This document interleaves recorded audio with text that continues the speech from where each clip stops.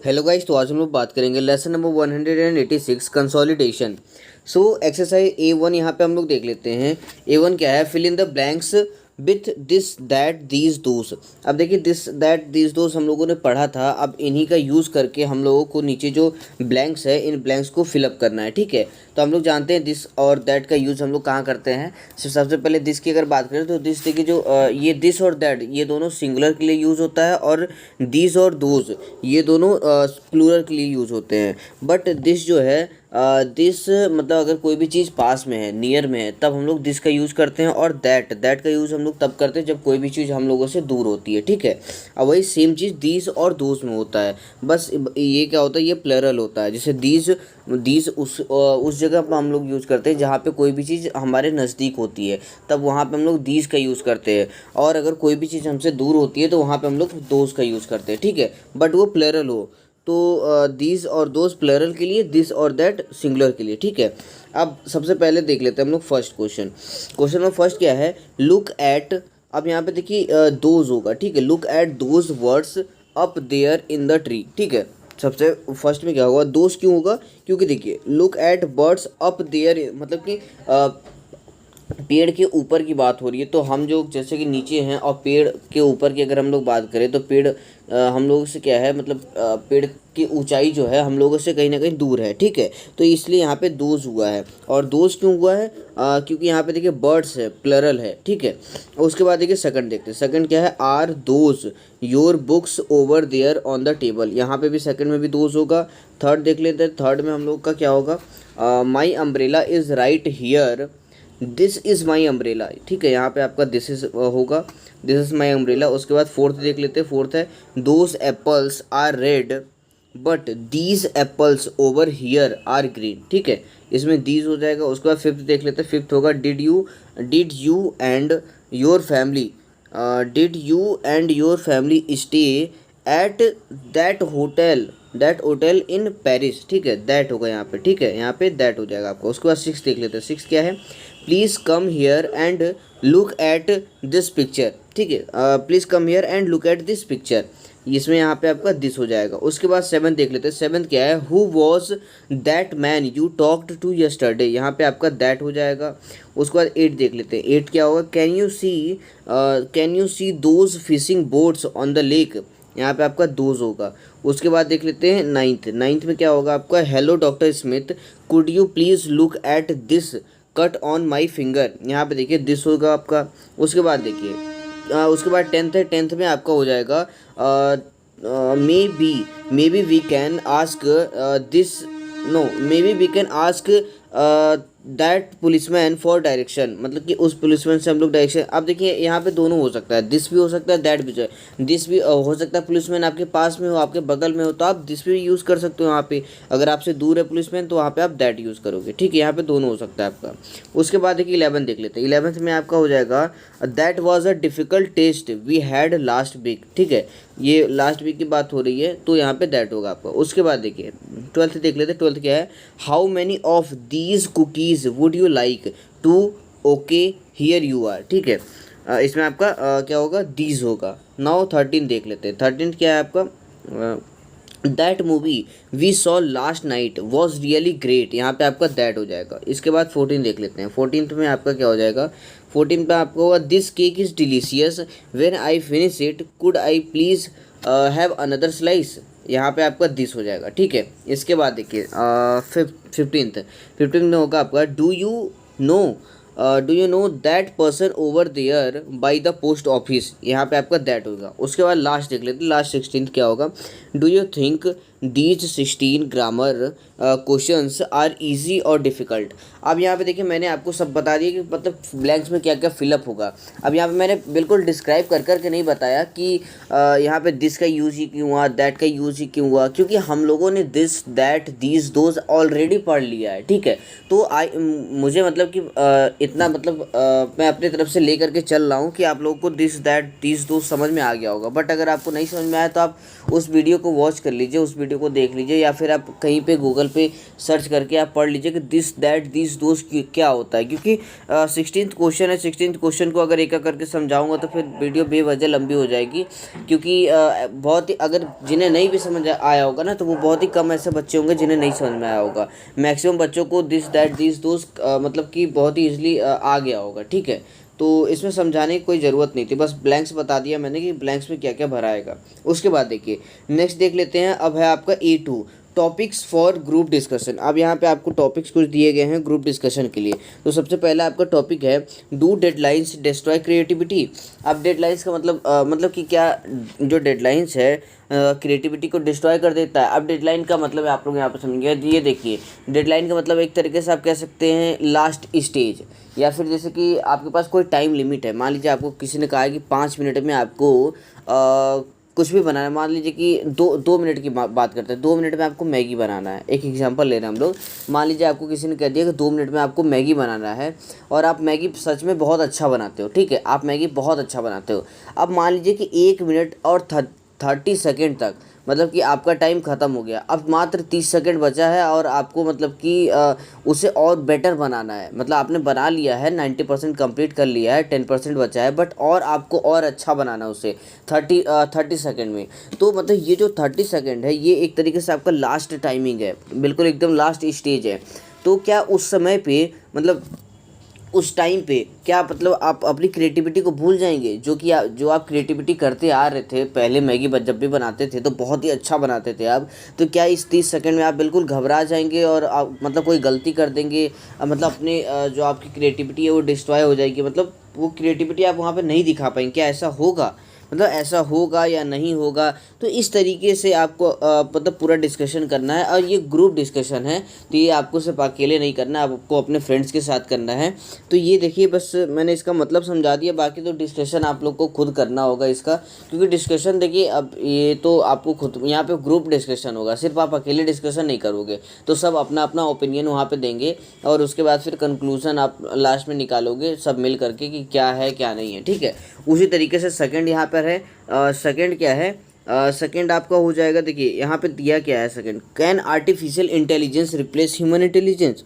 मतलब जैसे हम लोग जानते हैं, एक एग्जांपल जैसे रोबोट का लेते हैं, तो क्या रोबोट मतलब कि हम लोगों की जगह ले सकता है? अगर ले सकता है तो क्या मतलब कि क्यों ले सकता है, और अगर नहीं ले सकता है तो क्यों नहीं ले सकता है? तो इन दोनों टॉपिक्स पे आपको यहाँ पे डिस्कशन करना है, ठीक है। तो ये बहुत ही इजी टॉपिक्स है, बहुत ज़्यादा टफ नहीं है कि मतलब आपको समझ में नहीं आएगा, ऐसा कुछ भी नहीं है।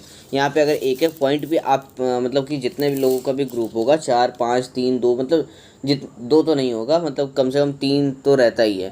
तो 3 4 5 जितने लोगों का भी ग्रुप रहेगा, तो एक एक पॉइंट पे अगर आप लोग शेयर करोगे ना, तो बहुत ही क्लियरली आप लोग को समझ में आ जाएगा। तो मेरे ख्याल से बहुत ही ज़्यादा ईजी है, इसमें कुछ मतलब समझाने लायक है भी नहीं, बस मैंने इसका मतलब समझा दिया कि मतलब कहना क्या चाह रहा है, ये डिस्कशन है किस चीज़ के ऊपर।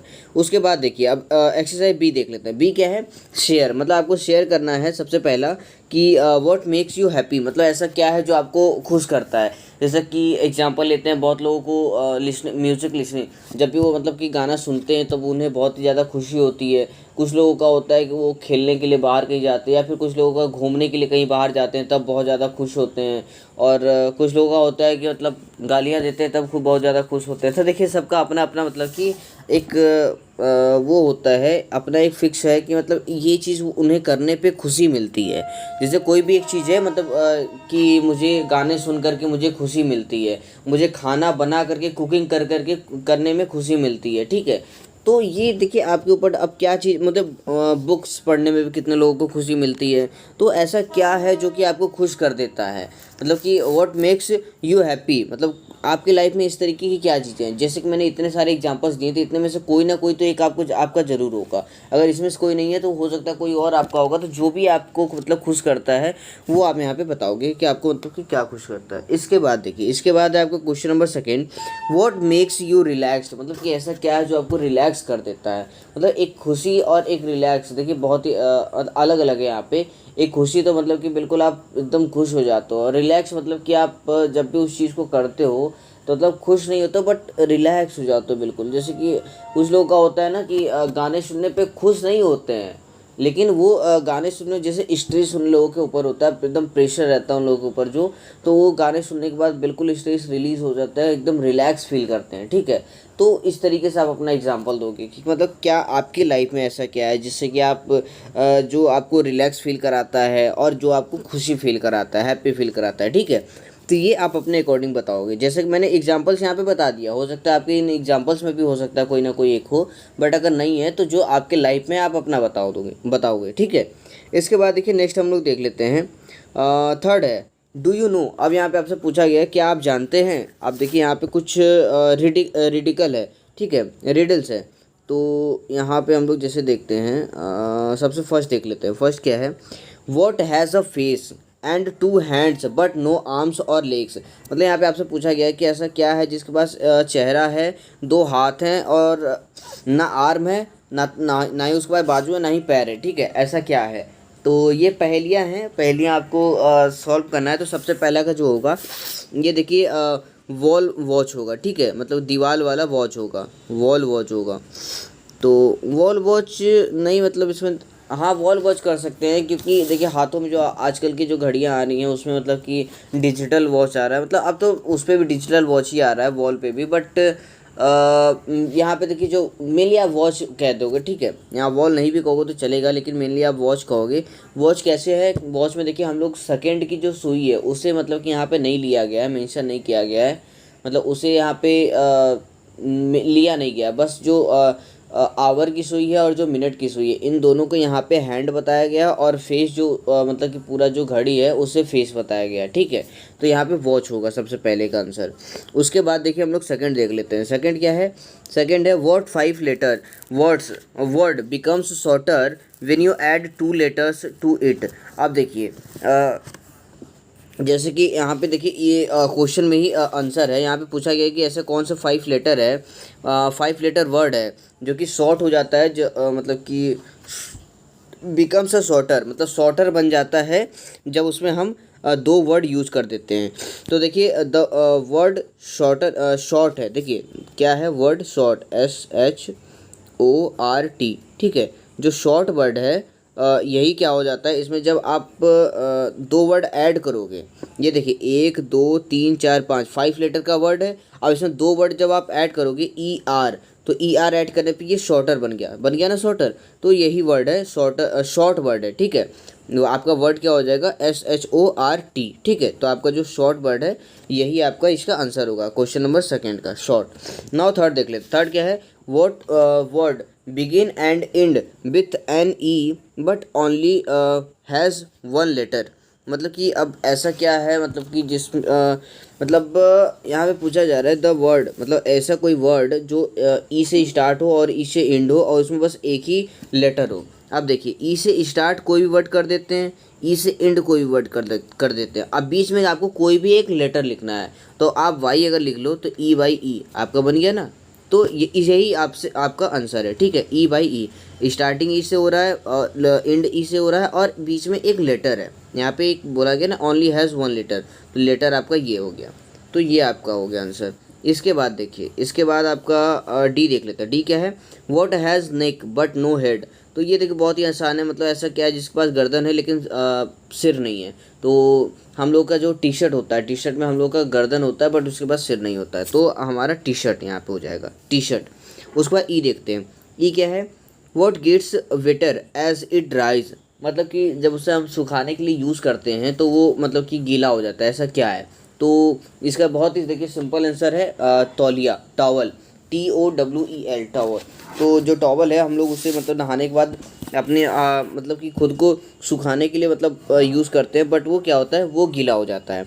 उसके बाद एफ देखते हैं, वाई डिड द बॉय बरी हिज टॉर्च। अब देखिए इसका आंसर जो है वो मतलब यहाँ पूछा गया बरी में मतलब कि वो बरी मतलब आप कह सकते हैं गाड़ देना, ठीक है। गाड़ देना मतलब कि जैसे टॉर्च है ना, तो टॉर्च को मतलब गड्ढा खोद करके उसमें मतलब कि दफना देना, ठीक है, दफना दिया उस टॉर्च को। तो यहाँ पे क्यों दफना दिया पूछा गया, तो यहाँ पे इसका आंसर जो है, इसका आंसर होगा कि मतलब कि उसका बैटरी जो था ना, बैटरी डेड हो गया था, मतलब कि बैटरी डिस्चार्ज हो गया था या डेड हो गया था, आप दोनों में से कुछ भी लिख सकते हो, ठीक है।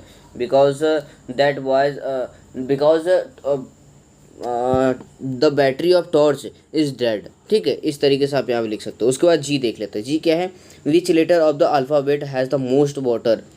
अब देखिए अल्फ़ाबेट का ऐसा कौन सा लेटर है जिसमें बहुत ज़्यादा पानी है। तो देखिए जो सी है, सी से हम लोग जानते हैं कि सी से हम SEA वाला भी सी होता है। तो सी में समुद्र, तो समुद्र में बहुत ज़्यादा पानी होता है। तो यहाँ पे सी जो लेटर है इसमें यही होगा इसका आंसर। ठीक है, सी जो लेटर है यही इसका आंसर होगा जी का।